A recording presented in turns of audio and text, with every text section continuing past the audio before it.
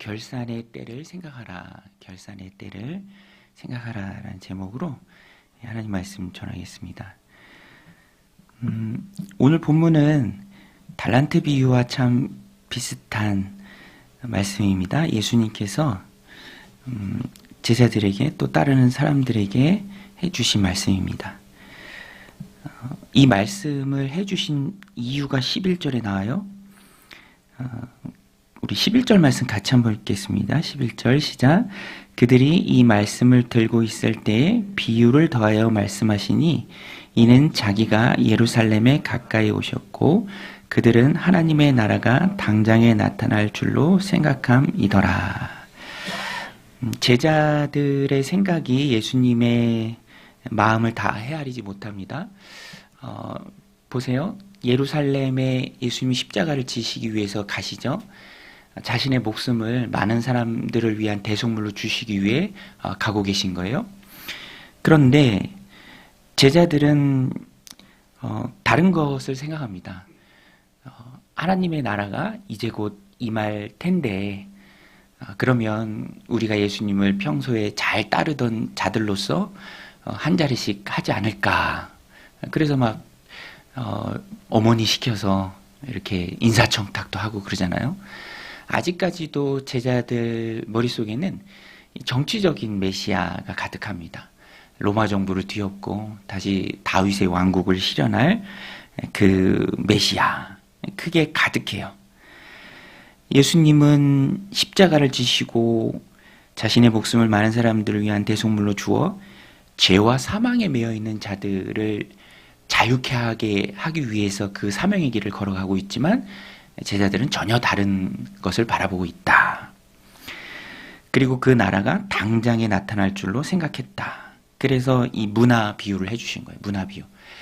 핵심은 귀인이 왕위를 얻고자 하여 먼 여행을 떠날 때 종들에게 문화를 하나씩 맡기고 합니다. 문화는 100달란트 정도 되는 은화인데요. 뭐 작은 돈은 아니죠. 그것을 맡기고 한동안 그것을 가지고 장사를 하라, 남기라.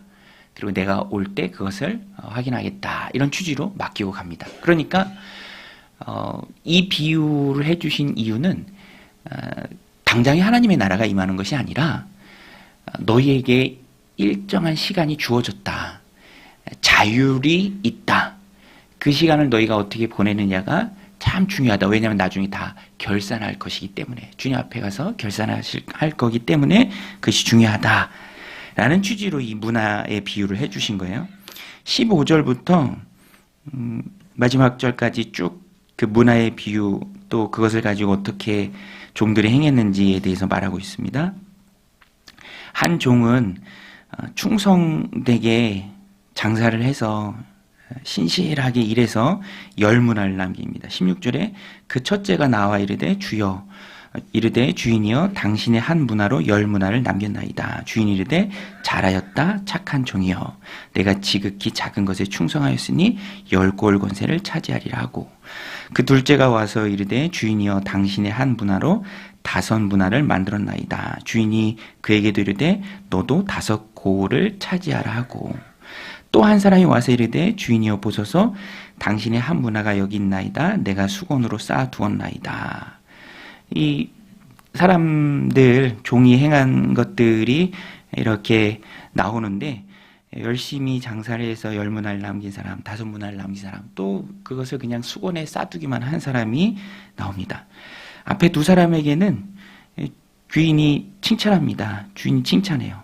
잘했다. 충성되이 행했다. 그것에 대해서 내가 보상하겠다. 10골 다스릴 권세, 5골 다스릴 권세. 신실하게 행했던 자들을 칭찬하십니다.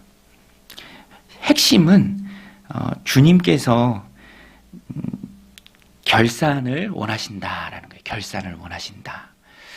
오늘 우리에게도 굉장히 중요한 말씀입니다. 왜냐하면 예수님의 이 문화 비유에는 예수님의 재림하실 때에도 염두에 둔 말씀이에요. 우리도 하나님의 나라가 이미 임했고 그 하나님의 다스림과 통치 속에서 살아갑니다. 우리 심령을 하나님 다스리시고 가정을 다스리시고 공동체를 다스리죠. 하나님과의 관계 속에서 이미 임한 하나님의 나라를 살아가는데, 그런데 또 하나님의 나라가 완전히 다 임한 것은 아닙니다. 마지막 때에 하나님 앞에 서는 시간이 있고요. 또 하나님 품 안에서 또 영원한 영생의 삶을 시작할 그때가 진짜죠. 그래서 우리는 이미 그런 아직이라는 그 긴장 관계 속에서 살아가고 있고요. 그 안에서 하나님이 우리에게 주신 자율이 있습니다. 문화는 기회예요. 헌신의 기회. 헌신할 수 있는 기회. 마지막 때의 결산을 앞두고 하나님 내게 주신 그 헌신의 기회, 주를 위해 살아갈 소중한 시간들, 주님을 위한 그 삶 주셨습니다. 자율이에요. 자율권이 있습니다. 그러나 중요한 것은 그 자율을 생각할 때 나중에 있을 결산을 같이 생각해야 된다라는 거예요. 주님이 이 비유에 분명히 드러내서 말씀하시죠. 주님은 오늘 본문에 나오는 이 귀인처럼 맡겨준 것에 대해서 결산의 시간을 반드시 원하십니다. 결산하자. 다 이리로 모여라. 그동안 너에게 주어진 그 자유를 어떻게 사용했느냐. 그것이 오늘 본문의 핵심입니다. 오늘 우리가 이 말씀을 받을 때 어떻게 해야 되는가? 우리 역시 똑같다. 우리도 받았죠. 구원받은 하나님의 자녀로 하나님 주신 삶을 살아갑니다. 그리고 우리를 구원해 주신 주님을 위해 살아갈 수 있는 많은 시간들, 삶의 여정들을 받았어요. 그리고 그것을 내가 내 자율로서 꾸려나갈 수 있는 권한도 내게 주어졌습니다. 하나님 주신 거예요. 맡기신 거예요. 그러면 그걸 가지고 어떻게 살아야 하는가?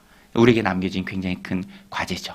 핵심은 마지막에 주님이 반드시 결산할 것이니 신실하게, 주를 위해 신실하게 살아가야 한다. 10골 받은 사람도 5골 받은 사람도 달란트 비유에서도 마찬가지죠. 똑같이 칭찬을 받습니다. 열매의 양이 중요한 것이 아니라 얼마나 받은 만큼 하나님 앞에 신실하게 살아갔는가, 그것을 주님이 보십니다. 그래서 하나님 주신 삶을 살아갈 때 분명합니다. 내게 자율이 있어요. 맡겨주신 것을 가지고 살아갈 수 있는 자율이 있습니다. 그렇지만 핵심은 언젠가 하나님께서 반드시 결산하신다. 하나님 앞에 서는 시간이 있다. 그래서 그 시간을 생각하고 오늘을 살아갈 때 오늘의 시간이 참 소중한 거죠. 허투루 보낼 수 없습니다. 그리고 그 삶의 목적을 분명히 기억하고 또 하나님 내게 주신 것들을 통해서 주님을 위해서, 주님 기뻐하시는 일을 위해서 써야 한다, 일해야 한다라는 것이죠. 우리가 명심해야 할 것, 초점은 마지막 때에 결산할 때입니다. 그리고 목적은 칭찬이죠. 주님 앞에 서는 날 칭찬받기 위해 잘했다, 착하고 충성된 종아, 그 칭찬받기 위해서 오늘의 삶을 우리는 살아내야 합니다. 일터와 또 가정과 공동체에서 하나님 주신 삶을 소중히 꾸려가며 주님을 위해 살아가야죠. 오늘 본문이 잘 말해주죠. 기회가 있을 때, 확장해서 보면 시간이 있을 때, 또 건강이 있을 때, 잠언 전도서에서도 말씀합니다. 전도서 12장에 보면 너는 청년의 때에 너의 창조주를 기억하라. 곧 공고한 날이 이르기 전에, 나는 아무 낙이 없다고 할 해들이 가깝기 전에, 해와 빛과 달과 별들이 어둡기 전에, 비 뒤에 구름이 다시 일어나기 전에 그리하라. 창조주를 기억하라. 하나님이 우리에게 주신 젊음, 또 힘, 열정, 건강, 헌신할 수 있는 기회, 그런 것들이 있을 때 창조주를 기억하라.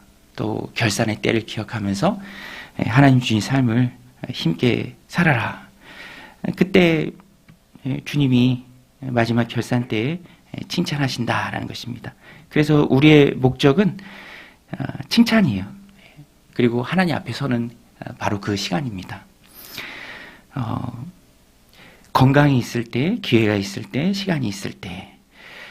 저도 요새 그 챗 GPT로 이렇게 만화처럼 사진을 그려주는 게 되게 유행이더라고요. 제가 이렇게 카톡 프로필 뜨는 거 보면은 다 그걸로 해놨어요. 저도 했습니다. 그래서 저도 제 카톡 프로필에도 있는데 그 사진을 찍거나 사진을 올리면서 좀 만화로 바꿔달라고 하는데 저는 왜 이렇게 늙게 나오는지 모르겠어요. 몇 개 좀 해봤는데 되게 늙게 나와요. 그죠? 우리 같이 찍은 사진에도 이렇게 하면은 저 뒤에 있는 게 전데 왜 이렇게 늦게 나올까? 막내랑 어디 가서 찍은 사진도 했는데 되게 늙게 나왔어. 어제도 찍어서 올렸는데 엄청 늙게 나왔어요. 이런 걸 좀 보면서 제가 든 생각이 저 혼자만 좀 착각하는 것 같아요. 그죠? 원래 이러니까 컴퓨터가 보고 또 AI가 보고 이렇게 만드는 거겠죠. 늙어갑니다. 어제도 어떤 분이랑 이렇게 대화했는데 뭐 이런 대화를 주고받으면서 결국에는 다 하나님 앞에 선다. 한 번 죽는 것은 사람에게 정하신 것이고 그 후에는 심판이 있다. 히브리서 9장 27절의 말씀이죠. 우리가 하루하루 세상을 살아가니까 이 땅이 영원할 것 같다라고 생각하는데 그렇지 않습니다. 어제 다르고 오늘 다르고 내일 다를 것이고 우리는 하나님 정하신 그 때를 향해서 결산의 때를 향해서 갑니다. 자유를 가지고 있죠. 자율권이 있습니다. 얼마든지 할 수 있어요. 그렇지만 그 모든 것은 마지막 결산 때의 지배를 받아야 돼요. 그때의 영향권 아래서 생각하고 행동해야 합니다. 두 가지예요. 첫 번째는 구원입니다. 구원. 왜냐하면 오늘 본문에 보면 이 사람은요. 문화를 똑같이 받긴 했지만 아주 작은 헌신, 자기 영혼 하나 구원할 그것도 잃어버립니다. 그래서 그것도 빼앗겨요. 오늘 본문에 나오죠. 주인에 대해서 굉장히 큰 오해를 갖습니다. 21절에 보면 이는 당신이 엄한 사람인 것을 내가 무서워함이라. 당신은 두지 않은 것을 취하고 심지 않은 것을 거두나이다. 꾸중, 책망, 심판을 받습니다. 22절에 주인이 이르되 악한 종아 내가 내 말로 너를 심판하노니 너는 내가 두지 않은 것을 취하고 심지 않은 것을 거두는 엄한 사람인 줄 알았느냐. 그리고 빼앗깁니다. 그들이 이르되 주여 그에게는 이미 열 문화가 있나이다. 주인이 이르되 내가 너에게 말하노니 무릇 있는 자는 받겠고 없는 자는 그 있는 것도 빼앗기리라. 빼앗기리라. 자기에게 자기 영혼 하나 구원할 수 있는 아주 그 최소한의 마땅히 잡아야 할 그 기회조차도 잃어버립니다. 고집이 있었던 것 같아요. 고집 부리는 거죠. 지금도 고집 부리는 그런 일들이 참 많이 있죠. 창조주를 기억하지 않고 이 세상이 전부인 양 살아가는 그런 안타까운 일들이 많이 있습니다. 우리는 내게 주어진 구원의 기회를 붙잡아야 합니다. 우리 주 예수 그리스도를 구세주로 영접해야 합니다. 그것이 너무너무 소중한 영혼 구원의 기회죠. 그 기회를 잡게 하신 하나님께 감사하고요. 또 그 기회를 위해서 잡는 일을 위해서 아직 못 잡은 분들이 있다면 잡아야 합니다. 그리고 두 번째는 성장이에요. 성장. 칭찬받는 것이죠. 구원받은 자로서 자라갈 때 하나님 앞에서 칭찬받는 것입니다. 교회는 칭찬받을 수 있도록 하나님 앞에 서는 그때 결산할 그때에 잘했다 칭찬받을 수 있도록 돕는 곳입니다. 또 그 칭찬을 위해서 나아갈 때 힘들 때 위로를 얻는 곳이고요.